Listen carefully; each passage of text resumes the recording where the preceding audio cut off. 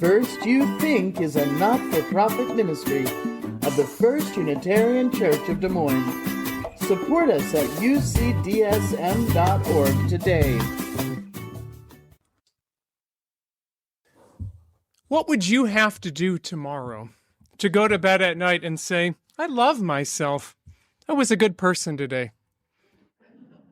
Now think on this for a minute. Actually make a list in your head. What would you need to do tomorrow in order to say at the end of the day, I love myself. I was a good person today.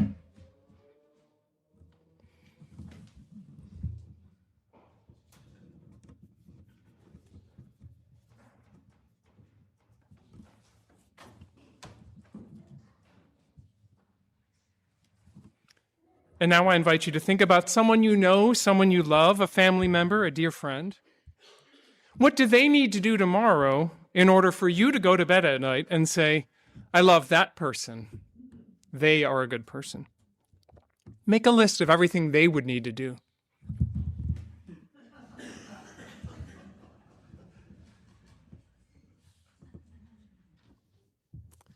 I'm going to go out on a limb and say that you made two different lists. There is the possibility that you said, oh, I'm already perfect. The problem is everyone else. That's narcissism. Okay. There's a far more likely case in this room that you are holding yourself to a much different, much harder standard than what you expect from those you love.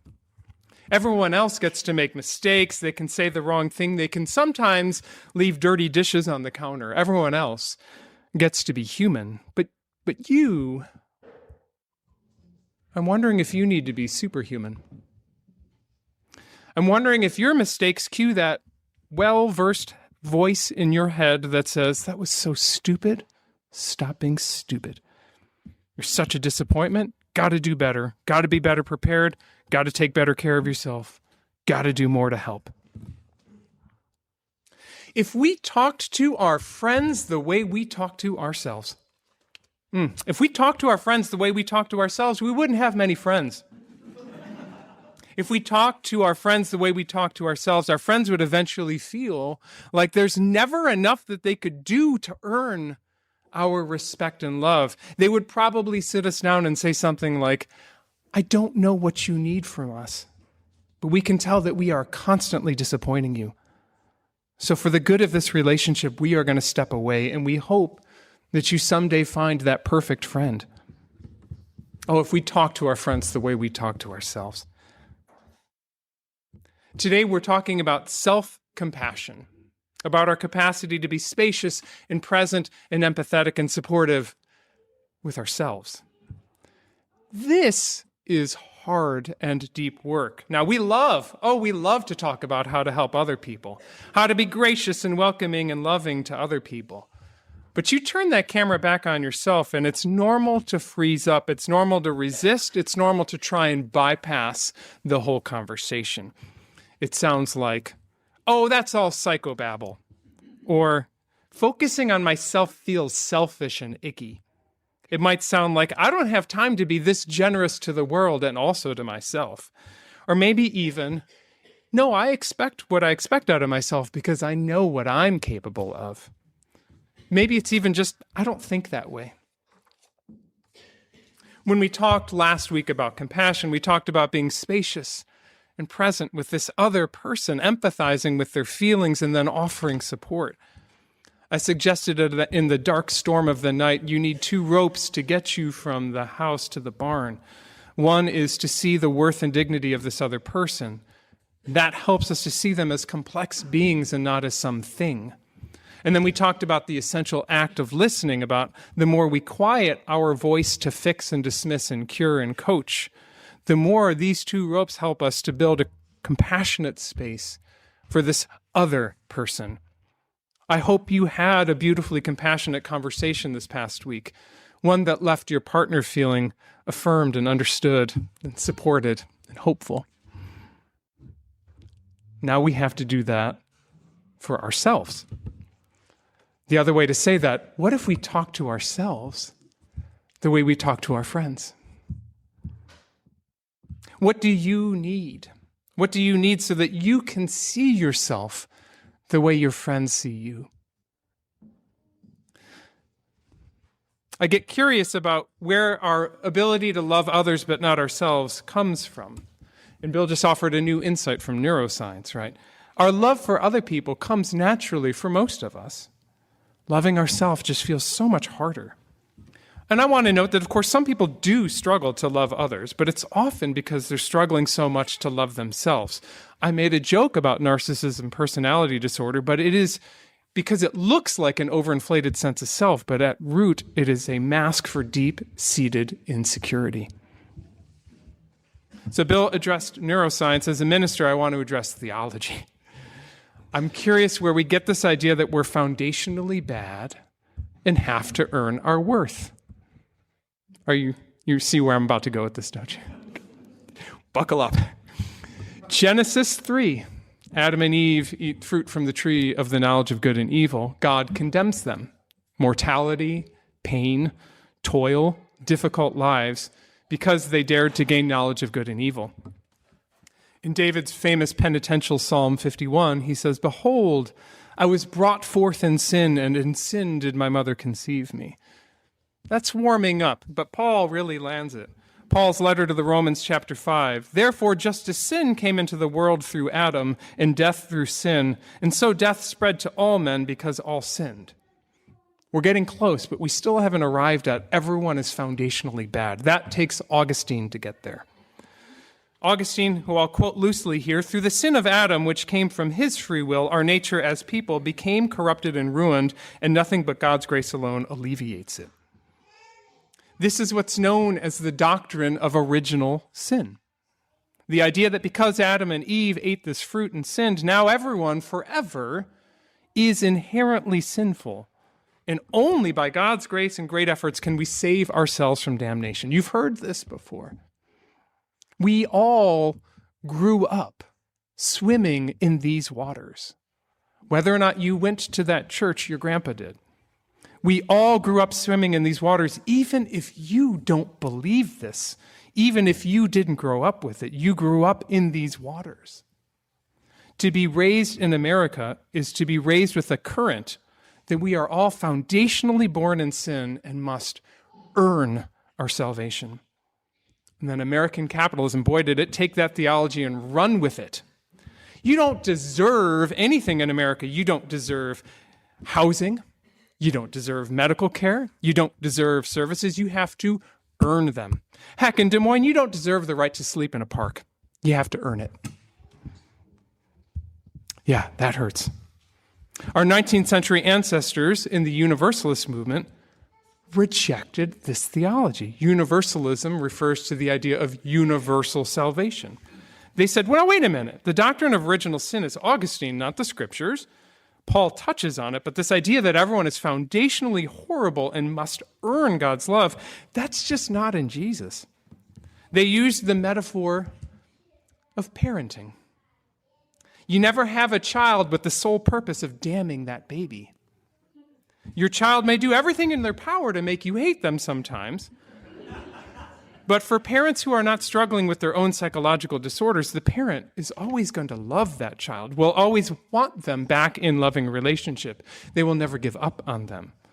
And so the Universalists argue, if we in our humanity can have that love for our own children, how much greater would God's love be for us? That's the argument in the 19th century that showed up in the 20th century as the bold claim that you have inherent worth and dignity. It is a rejection of original sin. It's a rejection of the idea that you're born bad and have to earn good. It never meant that everything we do is good. Oh no. We know how to be horrible to ourselves and one another. But it means that when we are horrible, it's because we've lost sight of our innate capacity, our innate love, worth, and dignity. All of this is to say, if you believe in a creator God or a force that binds the universe, in universalism, you would say that that divinity did not create this world in order to damn it. And if you don't believe in that kind of divinity, then you're rejecting the whole framework behind the idea of original sin. So let's be clear. To shed a theology of original sin is to shed a spiritual framework of self-loathing. To shed original sin is to free yourself from the idea that your worth and value and ability to be loved by others hinges on what you do tomorrow to earn it. Now, I know a lot of people in this room who reject Augustine's theology, but I know a lot of people in this room who have kept its fruit. I have to earn my right to be loved. So let's imagine, what would it look like? What would it look like to hold that same spacious presence for yourself, not trying to fix or cure or coach yourself, but to just listen to yourself? Dr. Kristen Neff is a psychologist who studies self-compassion, and to speed read through her entire research, there's 3 steps she suggests you take. The first is to cultivate self-kindness. That's to say, talk to yourself the way you talk to your friends. It's to say, remember your worth. Self-kindness. The second one, and I love this expression, common humanity. You know how everyone else has problems? You are also part of humanity. You're not exceptional to humanity. You are part of common humanity. You also leave dirty dishes out. You are part of common humanity. And the third, which you addressed as well, mindfulness. Are you aware of your feelings? Are you able to name your feelings without labeling and judging them? Self-kindness, common humanity, mindfulness. Now, all of this kind of cultivating self-compassion is a move to change the conversation between your own ears, right? What's going on within? I'm sufficient. I'm just a normal person. I can love myself the way I love other people. But here's where I want to make the turn for us. Self-compassion changes the way you engage in the world. When you feel foundationally insufficient, you have to shed that somehow. You have to earn it somehow by saving the world. Do you ever feel that? A call to save the world? Dr. Ramon Ford is an expert on what we call the savior complex. The savior complex is a compulsion to save others and a driving desire to solve problems. I know these are my people in this room. Yes, these are often unconscious processes, so the burning desire to be altruistic doesn't go away on its own until the person feels the situation is resolved in the way they want to resolve it. Dr. Ford says, maybe when you were young, you had to help your family survive, and the message that you learned was to sacrifice your needs for the greater good of the family. Now, you carry those experiences into adulthood, and even though it feels good to be supportive, we know in the long run that savior complex may not be healthy for us because it takes a toll on us after a while. Dr. Ford then writes at length about the burnout that comes from savior complex and finishes this way. If you value something, you place boundaries around it. The Mona Lisa isn't just sitting out there in the Louvre. There's a case around it and ropes that prevent you from getting too close. If it didn't have any worth, you could just walk right up to it. But you have to know you're valuable in order to build boundaries to protect your time and resources. So says Dr. Ford, expert on savior complex. The world sure feels like it needs saving. I don't know what news you're reading, but I'm drowning in it. Russia and Ukraine, 3.5 years in, no end in sight. I want to take a victory lap about the peace truce between Israel and Palestine, but I've taken too many of those in the past. Civil wars in Sudan, Myanmar, Syria, Nigeria, and Yemen that we're not even talking about. The staggering loss of lives breaks our heart. And closer to home, I'm going to say a sentence I could not have imagined in my brain 10 years ago. Our own military is being sent to restore order to our own cities against the will of their mayors, their governors, and the Posse Comitatus Act of 1878, which says briefly, don't send the military to your own cities. ICE agents are pepper spraying the police and the ministers. They're pointing rifles at our own citizens. And the senior advisor is now suggesting that maybe the president has plenary authority, which is to say he can do whatever he wants. These are authoritarian moves that defy our Constitution, our principles, and our consciences. If there was a time to save the world, boy, it feels like now. Put on your cape. Let's go save Metropolis. How do we hold these two truths?